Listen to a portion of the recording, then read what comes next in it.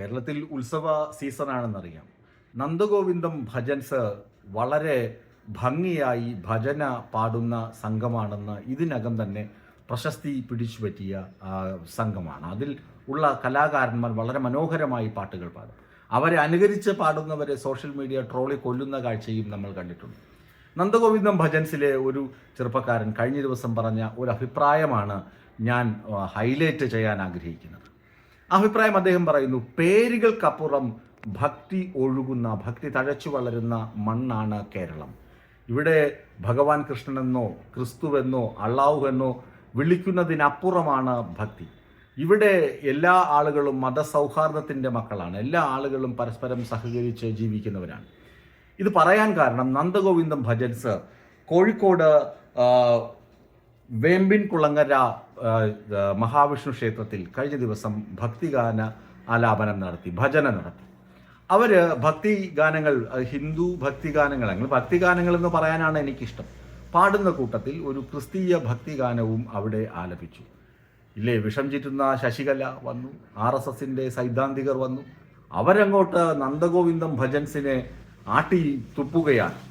ഇതൊന്നും പാടില്ല. ക്ഷേത്ര പരിസരത്ത് ക്ഷേത്ര ഉത്സവത്തിനിടയിൽ എന്തിനാണ് ക്രിസ്തീയ ഭജന പാടിയത്, ക്രിസ്തീയ ഭക്തിഗാനം പാടിയതെന്താണ് എന്നാണ് വിഷം ചീറ്റുന്ന ശശികലയുടെ ചോദ്യം. RSSകാരും സംഘപരിവാറുകാരും ഒക്കെ ഇതേ ചോദ്യം തന്നെ ആവർത്തിക്കുന്നു. മുമ്പ് നമുക്കറിയാം, അലോഷി കടയ്ക്കൽ ക്ഷേത്രത്തിലെ ഉത്സവത്തിൻ്റെ ഇടയ്ക്ക് അലോഷിയുടെ ഗാനമേള വെച്ചു. അലോഷിയുടെ ഗാനമേള വെച്ചപ്പോൾ നാട്ടുകാരെല്ലാവരും പറഞ്ഞു, ആ ബലികുടീരങ്ങളെ ഒന്ന് പാടണം.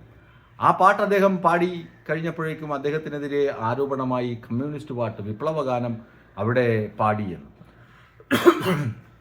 ഗാനമേള എന്നൊക്കെ പറയുമ്പോൾ ആഹ്ലാദിക്കാൻ വേണ്ടി ചെയ്യുന്നതാണ്. അതിനകത്ത് ആളുകൾ ആവശ്യപ്പെടുമ്പോൾ പല പാട്ടുകളും പാടും. അങ്ങനെ തള്ളിക്കളയേണ്ടതായിരുന്നു ആ ആരോപണവും ആ കേസുമൊക്കെ. പക്ഷേ നിർഭാഗ്യവശാൽ അത് വലിയ പുകിലാവുകയും ക്ഷേത്രങ്ങളിൽ ഇങ്ങനെയുള്ള പാട്ടുകൾ മാത്രമേ പാടാവൂ എന്ന് പറയുകയും ചെയ്തു. എന്നാൽ അതിനൊപ്പം തന്നെ RSSന്റെ ഗണഗീതം പല സംഘങ്ങളെ കൊണ്ട് നിർബന്ധിപ്പിച്ച് പാടിച്ച അനുഭവവും കേരളത്തിലുണ്ട്. RSSന്റെ ഗണഗീതം അമ്പലത്തിൽ പാടേണ്ട ആവശ്യം എന്താണ്? ഭക്തിഗാനമല്ലല്ലോ. അത് RSSന്റെ സംഘം യോഗം ചേരുന്ന സ്ഥലത്ത് പാടേണ്ടതല്ലേ എന്ന് ചോദിക്കുന്നവരെയൊക്കെ എടുത്തിട്ട് പൊതുവെ തല്ലുന്ന അവസ്ഥ വരെ ഉണ്ടായിട്ടുണ്ട്. ഈ ഒരു പശ്ചാത്തലത്തിലാണ് ഞാൻ പറയുന്നത്, നന്ദഗോവിന്ദം ഭജൻസിലെ കലാകാരന്മാരുടെ നിലപാട് വളരെ ശരിയാണ്. ഇവിടെ ഈ മഹാവിഷ്ണു ക്ഷേത്രത്തിൽ, ഈ തർക്കം നടന്ന ക്ഷേത്രത്തിലെ ഉത്സവത്തിന് വിളക്കെടുപ്പ് ഉത്സവത്തിൻ്റെ അന്ന് വിളക്ക് പള്ളികളിലും അവിടുത്തെ ക്രൈസ്തവ ദേവാലയങ്ങളിലും വിളക്ക് തെളിച്ച് ഈ ക്ഷേത്ര ഉത്സവത്തിന് അനുബന്ധമായി അവരും ആ ഉത്സവത്തിൻ്റെ ഭാഗമായി മാറാറുണ്ട്. അത് മതസൗഹാർദ്ദത്തിൻ്റെ കാഴ്ചയാണ്. ക്ഷേത്രത്തിൽ വരുന്ന ഭക്തജനങ്ങൾക്ക് വാഹനം പാർക്ക് ചെയ്യുന്നതിന് ഈ ക്രൈസ്തവ ദേവാലയവുമായി ബന്ധപ്പെട്ട സ്ഥലങ്ങളാണ് വിട്ടു നൽകുന്നത്, വാഹന പാർക്കിങ്ങിന് വേണ്ടി. അങ്ങനെ ഇതൊക്കെ കണ്ടിട്ട്, അതായത് ക്രൈസ്തവരും ഈ ഉത്സവത്തിൻ്റെ ഭാഗമാണ് എന്ന് മനസ്സിലാക്കിയാണ് നന്ദഗോവിന്ദം ഭജൻസ് ഇങ്ങനെ ഒരു ക്രൈസ്തവ ഭക്തിഗാനം അവിടെ ആലപിച്ചത്. അതിന് എന്താണ് കുഴപ്പം എന്ന് അവിടെയുള്ള ഭക്തർക്കും അറിയില്ല, അവിടെയുള്ള കമ്മിറ്റിക്കാർക്കും അറിയില്ല. അതിൽ കുഴപ്പമൊന്നും അവർ കാണുന്നുമില്ല. ഇതിൽ കുഴപ്പം കണ്ടെത്തിയത് ശശികലയെ പോലുള്ള വിഷം തുപ്പികളായ വർഗീയവാദികളായ വർഗീയ ഫാസിസ്റ്റ് അജണ്ടയ്ക്ക് കീഴ്പ്പെട്ടുപോയ ബുദ്ധിയില്ലാത്ത, തലയ്ക്കകത്ത് ചാണകം മാത്രമുള്ള വ്യക്തികളും വ്യക്തി കേന്ദ്രങ്ങളുമാണ്. ഇവരെന്തിനാണ് ശ്രമിക്കുന്നത് എന്ന് വ്യക്തമാണ്. ഇവരുടെ ഉദ്ദേശം എന്താണ് എന്ന് വ്യക്തമാണ്. ഇവരുടെ ഉദ്ദേശമെന്ന് പറഞ്ഞു കഴിഞ്ഞാൽ കേരളത്തിൽ എങ്ങനെയെങ്കിലും ഒരു കലാപം സൃഷ്ടിക്കുക, വർഗീയ വിഷയത്തിൽ ഒരു കലാപം സൃഷ്ടിക്കുക. BJP ഭരിക്കുന്ന സംസ്ഥാനങ്ങളിലാകട്ടെ, ഭരണം പിടിക്കുന്ന സംസ്ഥാനങ്ങളിലാകട്ടെ ഒക്കെ ചെയ്യുന്നത് ഇങ്ങനെയാണ്. ഒരു ഭയത്തിൻ്റെ അന്തരീക്ഷം കൊണ്ടുവരിക. ആചാരവും സംസ്കാരവും അതിൻ്റെ അടയിരിപ്പും തുക മുഴുവൻ ഞങ്ങളുടേതാണ്, ഞങ്ങളാണ് അത് സംരക്ഷിക്കേണ്ടത്, മറ്റുള്ള ആളുകളൊക്കെ രണ്ടാം കിട പൗരന്മാരാണ്. ഈ തരത്തിലൊരു പ്രതീതി സൃഷ്ടിച്ച് ആളുകളെ ഭയപ്പെടുത്തി കൊണ്ടിരിക്കുന്നതാണ് RSSന്റെ രീതി. തിരുവനന്തപുരത്ത് നെട്ടയത്ത് നടന്നതും ഇതിൻ്റെ ഒരു തുടക്കമാണ്. നമ്മൾ കണ്ടിട്ടില്ലേ, ചില BJP ഭരിക്കുന്ന സംസ്ഥാനങ്ങളിൽ മറ്റ് രാഷ്ട്രീയ പാർട്ടിയിൽ പെടുന്ന ആളുകളെ അടിച്ചോടിക്കുന്നതും ഭീമൻ വടികൊണ്ടടിക്കുന്നതും പോലീസുകാരുൾപ്പെടെയുള്ള ആളുകൾ അതിനെ പിന്തുണയ്ക്കുന്നതും ഒക്കെ നമ്മൾ കണ്ടിട്ടുണ്ട്.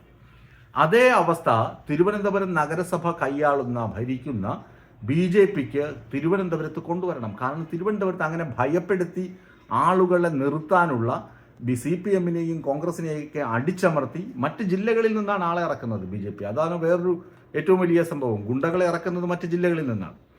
അങ്ങനെ ഒരു തീവ്രമായ ശ്രമമാണ് തിരുവനന്തപുരത്ത് നടന്നത്. പക്ഷേ ജനങ്ങളത് കൃത്യമായി മനസ്സിലാക്കുകയും അവരുടെ നീക്കം പരാജയപ്പെടുത്തുകയും ചെയ്തു. ഇപ്പോൾ ഇതാ ശ്രീലേഖ IPS ഉൾപ്പെടെയുള്ള അമ്മാമ്മമാരൊക്കെ സമരത്തിലാണ്.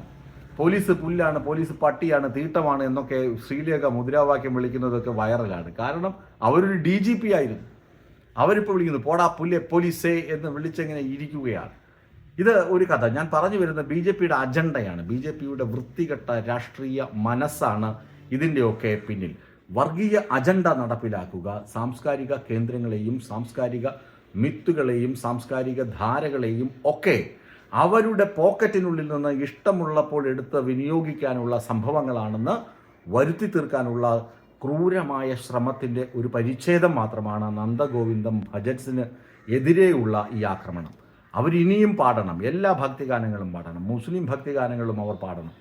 അല്ലാതെ നന്ദഗോവിന്ദം എന്ന പേരിട്ടത് കൊണ്ട് മാത്രം അവർ ഹൈന്ദവ ഭക്തിഗാനങ്ങൾ മാത്രം ആലപിക്കേണ്ടവരല്ല, എല്ലാ ഭക്തിഗാനങ്ങളും പാടണം. കാരണം ഇതൊരു മതേതര നാടാണ്. ഇതാണ് റിയൽ കേരളം എന്ന് കാണിക്കുവാനുള്ള ചുമതല, ഉത്തരവാദിത്വം ഓരോ കലാകാരനുമുണ്ട്. ആ നന്ദഗോവിന്ദം ഭജൻസ് അങ്ങനെ ഒരു ഇനിഷ്യേറ്റീവ് എടുക്കുകയാണെങ്കിൽ കേരളം മൊത്തം ഈ പറയുന്ന കുറച്ച് അലവിലാതി കക്ഷികളുണ്ടല്ലോ, ആ കക്ഷികൾ ഒഴികെ ബാക്കി എല്ലാ ആളുകളും അവരെ പിന്തുണയ്ക്കും. അതിനകത്ത് ഒരു തർക്കവും വേണ്ട.